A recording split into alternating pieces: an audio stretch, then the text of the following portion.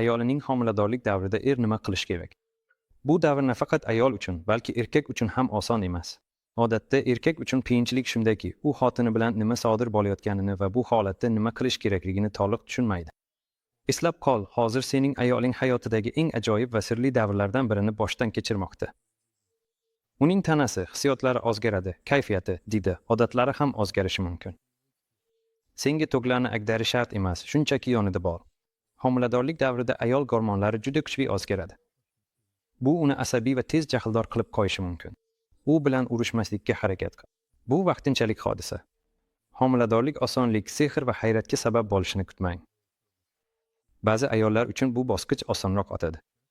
Ammo ko'p tashvish va qo'rquvni boshdan kechiradiganlar ham bor. Agar u birinchi marta homilador bo'lsa, u ham, sen ham nimani kutishni bilmaydi. U bilan birga ayollar maslahatiga, tekshiruvlarga va o'tga bor. U sening qo'llab-quvvatlashingni his qiladi, sen esa ko'plab muhim narsalarni bilib olasan. Hozir xotining sog'ligi borasida unga oson bo'lmasligi mumkin. Agar ilgari bunday qilmagan bo'lsang ham, hozir u mashinadan tushayotganda albatta qo'lingga muhtoj bo'ladi.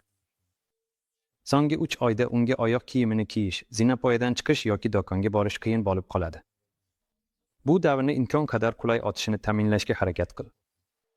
Hozir imkon qadar ko'proq vaqtni birga o'tkazinglar. Uchrashuvlarga boringlar, sayr qilinglar, suhbatlashinglar. Tez orada oilangiz yangi bosqichga o'tadi. Shuning uchun birga rejalashtirib, hali amalga oshira olmagan barcha ishlarni qilish uchun ayni vaqt.